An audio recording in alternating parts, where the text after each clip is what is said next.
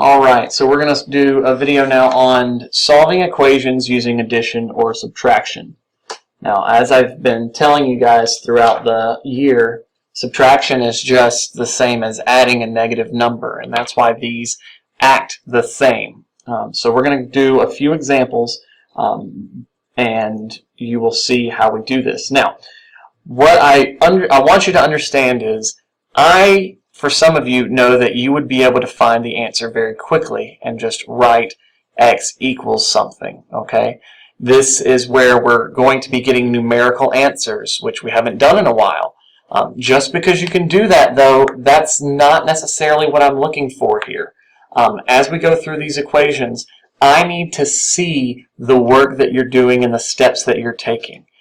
I understand that these equations that we're going to do are one-step equations, so that's not going to be much work, but I need you to show it because when we move on to more advanced equations, you're going to have more steps to show, and I've got to see those, and that will help you stay organized. You're not going to be able to answer these in one really quick swoop. Okay, so we'll go through a couple of examples about how we do this. So you're going to see equations like this.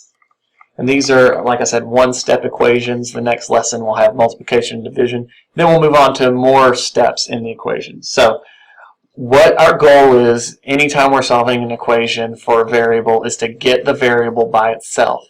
So right now I'm looking and I got to figure out what is hanging out with that x. And I see that it's that 9. So right now 9 is being added to x.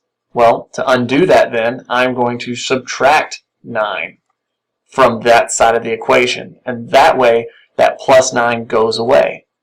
But as you've heard in the past, equations have to maintain balance. So if I subtract 9 on the left side of the equation, I got to subtract 9 on the right side.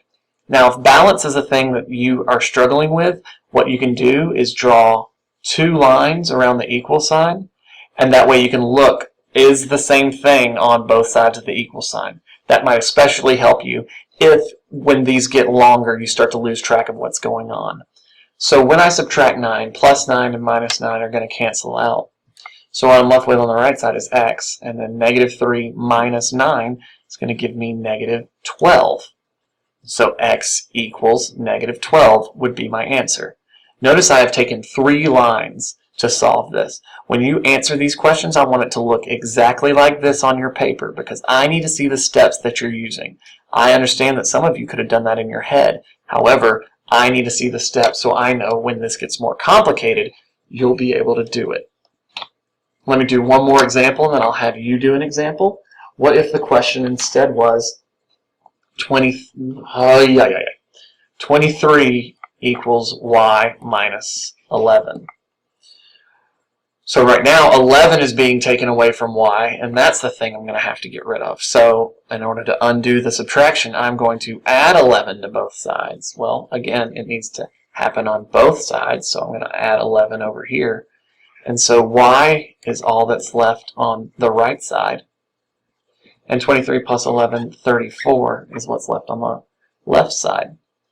Now, the other thing that I recommend that you do when you're solving these is to plug them back in and make sure you're correct. So what we can do is take 23, and that's going to equal 34 minus 11. So 23 equals 23. Yep, that works. When you check answers, they're not going to be as important here with the one step, but if you find that you're getting answers wrong, then you need to be checking them. And as we get to more complicated questions that have many more steps, you may want to check to make sure you didn't miss a sign somewhere or something like that. Alright, so I'm going to give you 2 to try on your own.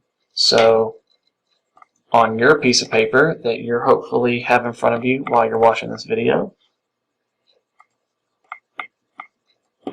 answer those 2 questions. So pause the video now and then play it again when you're ready. Alright, so hopefully you've tried to solve these 2 equations, and I'll show you how they're solved, and you can compare your answers. So x plus 8 equals 19, so I need to get rid of that plus 8 on both sides. So now I'm going to have this cancel out, so I'll get x equals, and again this happened on both sides, I had balance. 19 minus 8 is 11. And if I go back up and say, if I say 11 plus 8 equals 19, that is true, so that is the correct answer. The other one over here with n minus 4 equals negative 11. I'm going to add 4 to both sides to undo that subtraction. And so n is all that's left on that side. Let me keep these in the right or same spot. And then negative 11 plus 4, I'm going to pretend I owe somebody $11, and I paid them 4. How much do I still owe them? I owe them $7. And if I go in and plug that in, negative 7 minus 4 is indeed negative 11. So those are the questions we're looking at for this lesson. They'll get more complicated as we go through, but if you have any questions, just ask when you get to class.